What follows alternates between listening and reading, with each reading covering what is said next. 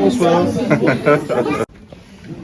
La ville de Bussy-Saint-Georges se joint à moi pour vous souhaiter la bienvenue à l'occasion du lancement inaugural. En ce début de printemps, c'est un immense plaisir de vous savoir des nôtres, aussi nombreux, pour ce moment de détente et de projection.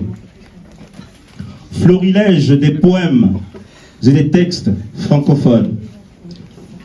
Telle est la toile de fond, la thématique culturelle qui sous-tend le déroulé de notre soirée.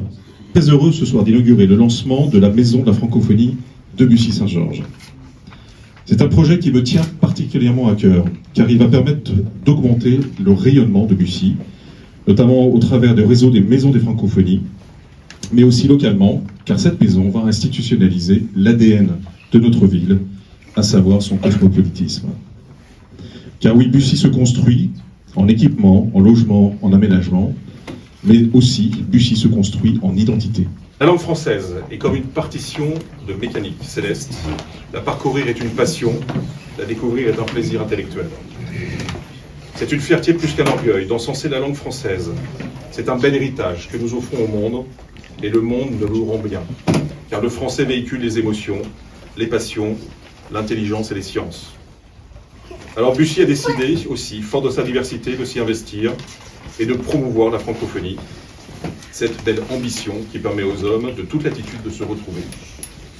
Et je vais terminer par une citation que j'aime bien et qui consiste à dire « Curieuse langue française, quand on y pense, et prophétique, qui fait commencer l'amour comme la guerre par une déclaration. » Merci à Jean Simard de conclure mon propos avec cette méditation. Nous sommes heureux de vous présenter notre association en cette semaine du printemps de la francophonie. La francophonie est pour la France un atout à préserver et à valoriser. C'est aussi l'art de vivre ensemble dans la solidarité, le partage des valeurs humanistes et le respect de la diversité. L'association Maison de la francophonie de Bussy-Saint-Georges est créée dans ces contextes. Et elle a pour objectif de promouvoir la langue française et les valeurs francophones dans la diversité culturelle. C'est pourquoi l'association adhère au réseau international des maisons des francophonies. Nous souhaitons rassembler nos amis francophones et francophiles des pays représentés dans notre belle ville Bussy, pour établir des activités communes dans cet espace francophone où chaque identité nationale pourra s'exprimer.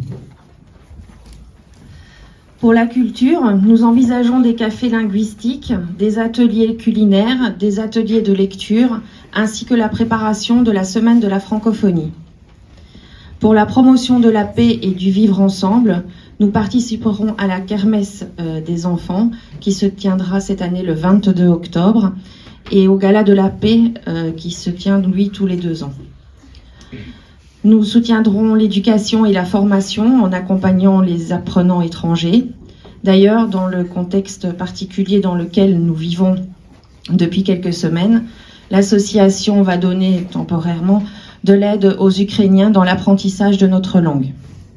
Nous échangerons avec des entreprises du territoire et des pays francophones afin de permettre aux entreprises locales d'avoir un point d'ancrage avec les divers continents.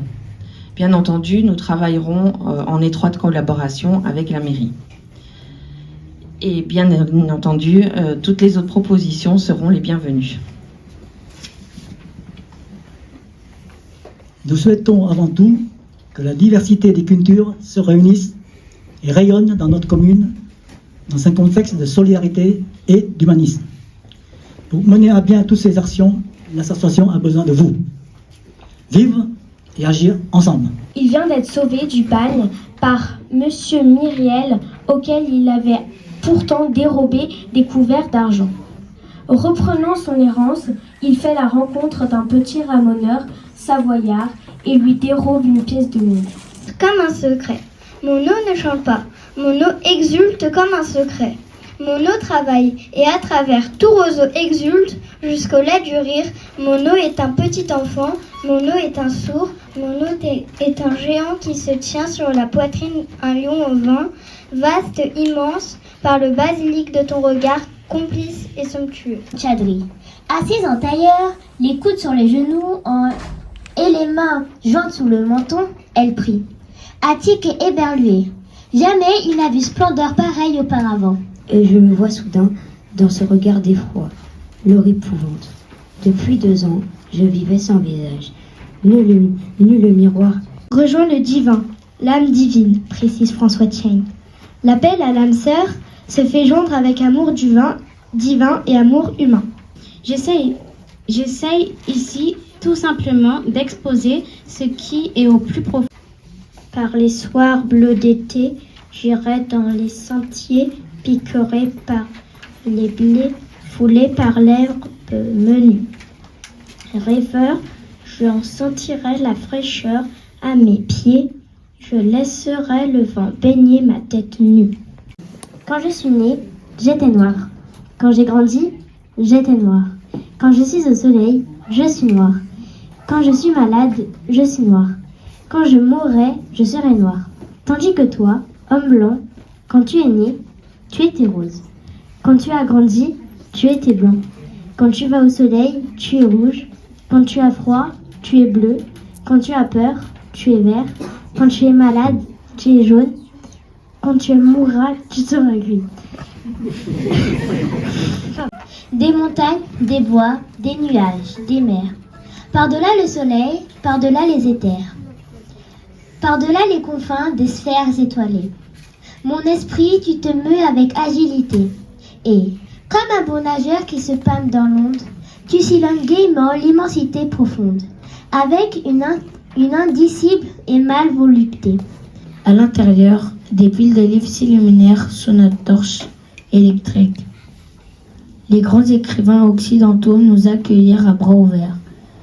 À leur tête se tenait notre vieil ami Balzac avec 5 ou 6 romans, suivis de Victor Hugo, Stendhal, Dumas, Flaubert, Baudelaire, Romain Rolland, Rousseau,